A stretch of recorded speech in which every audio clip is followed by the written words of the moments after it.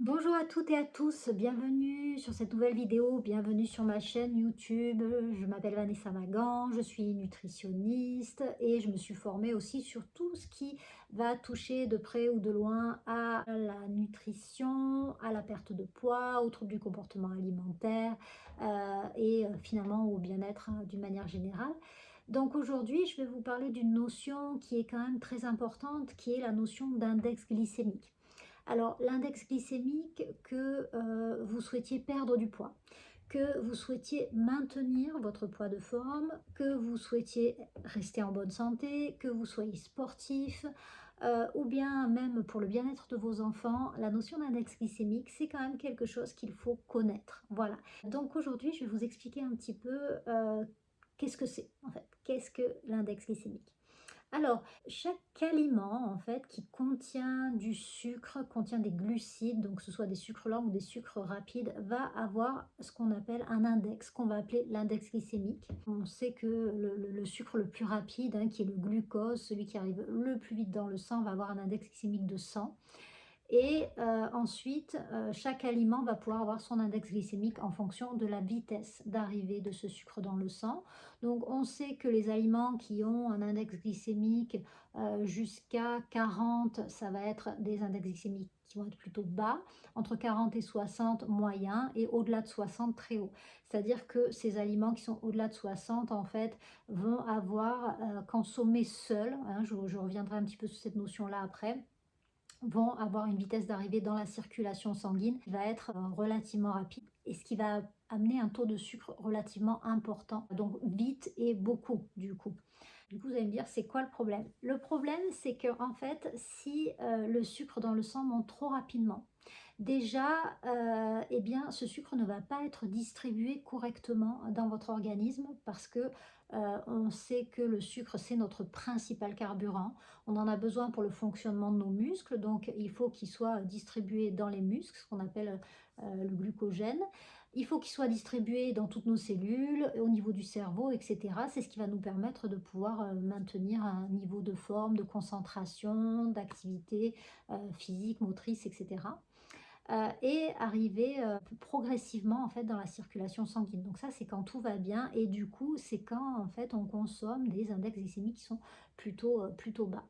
Quand un index glycémique est trop haut, eh bien, tout ce processus ne va pas se faire de cette manière-là et le sucre, en fait, va directement arriver, en tout cas très rapidement dans la circulation sanguine et là, qu'est-ce qui va se passer? Donc on va avoir un taux de sucre qui va être trop haut et garder un taux de sucre trop haut dans le sang, ça n'est pas quelque chose de bénéfique pour la santé, pas du tout, hein, c'est dangereux pour la santé. Donc votre pancréas va se mettre à sécréter une hormone qu'on appelle l'insuline. Cette hormone, c'est une hormone qu'on appelle hormone de stockage. Pourquoi? Parce qu'en fait, eh bien, une fois qu'elle a récupéré ce sucre, bah, il faut bien en faire quelque chose. Donc en fait, elle va le transformer en masse graisseuse et aller le stocker dans les cellules graisseuses. Donc, qu'est-ce qui va se passer? Vous allez faire plus facilement de la masse graisseuse et en plus, en fait, vous allez vous retrouver très rapidement avec du coup un taux de sucre qui va être trop bas et avec ce qu'on appelle l'hypoglycémie postprandiale, c'est-à-dire une hypoglycémie qui va arriver rapidement après la prise alimentaire, qui va faire que vous allez vous retrouver d'un coup fatigué, un petit peu voilà, affaibli, vous allez peut-être avoir des maux de tête, vous allez vous sentir pas bien, parfois un peu déprimé, et cetera. Et tout ça, en fait, va vous donner envie de manger du sucre à nouveau. Et on est dans une boucle infernale avec bah, du coup un métabolisme qui fonctionne pas très bien. Et ça, à la longue, en fait, répété année après année, ça va entraîner une surstimulation du coup de votre pancréas qui va être en action quand même très régulièrement et ben voilà, qui va entraîner bah, une fatigue prématurée avec bah, potentiellement des risques de pathologie au niveau de ce pancréas. Donc voilà, ça a vraiment finalement que des inconvénients. Donc, ça va être important de pouvoir, dans son quotidien, pour toutes ces raisons, consommer des index glycémiques qui vont être plutôt bas. Donc, première chose, observez, hein, il existe plein de tableaux qui vous donnent un petit peu les index glycémiques des différents aliments. Il va falloir observer un petit peu quels sont ces index glycémiques dans les aliments que vous consommez. Et après, on sait qu'il y a des facteurs qui vont influencer cet index glycémique, c'est-à-dire qu'ils vont pouvoir, en fonction de l'aliment, qui vont pouvoir le monter ou même le baisser. Voilà.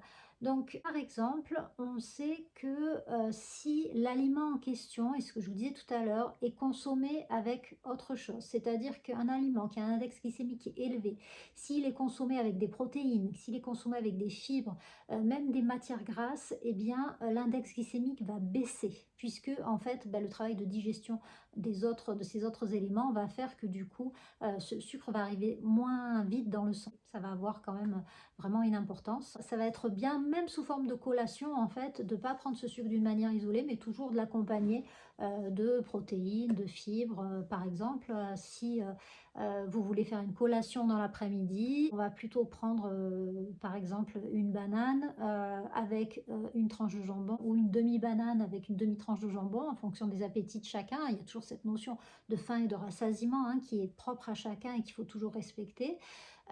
Plutôt que, par exemple, prendre juste une banane ou prendre 2 bananes, ce sera toujours beaucoup mieux puisque, en fait, du coup, ça va ralentir, le fait d'apporter des protéines va ralentir, en fait, le processus d'absorption du sucre. Donc voilà, ça, c'est quand même quelque chose d'intéressant et aussi en fonction de la cuisson. C'est-à-dire que, si en fait vous faites trop cuire, que ce soit par exemple, du riz, des pâtes et cetera, si la cuisson est trop importante, eh bien c'est un peu comme si c'était déjà prédigéré et l'index glycémique va monter de cet aliment-là et il va arriver beaucoup plus vite aussi dans le sang donc ça va devenir aussi un sucre rapide.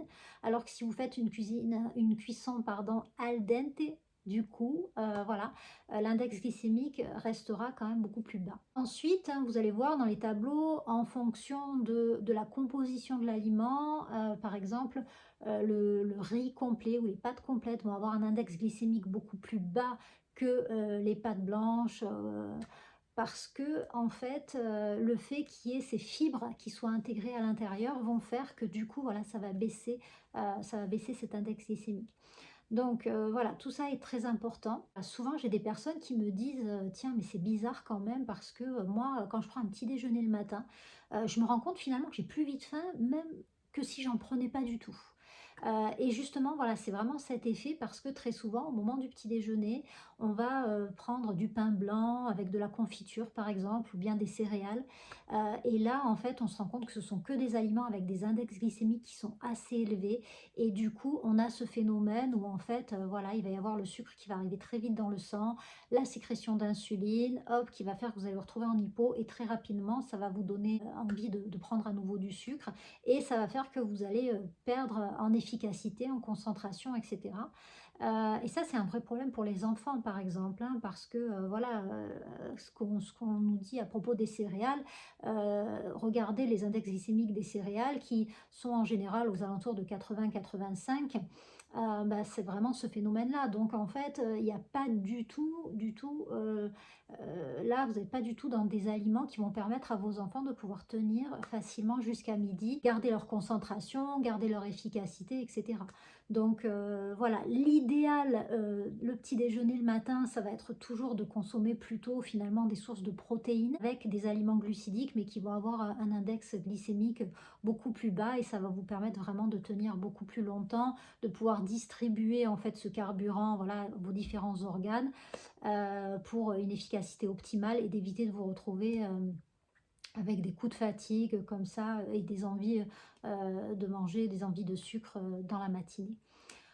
Voilà, donc j'espère que cette vidéo vous aura intéressé, que voilà, vous aurez envie aussi de découvrir d'autres sujets. J'essaie chaque semaine de vous apporter une nouvelle vidéo, que ce soit au niveau de la nutrition, au niveau du comportement alimentaire, des troubles du comportement alimentaire, voilà, de différents aspects qui viennent un petit peu toucher ce sujet-là. Donc si ça vous intéresse, n'hésitez pas à vous abonner et à cliquez sur la petite cloche qui vous permettra d'être notifié à chaque fois qu'il y aura une nouvelle vidéo disponible. Voilà, je vous remercie pour votre attention. Je vous souhaite une bonne découverte pour ceux qui ne connaissaient pas tout à fait bien les index glycémiques et je vous dis à très bientôt. Au revoir.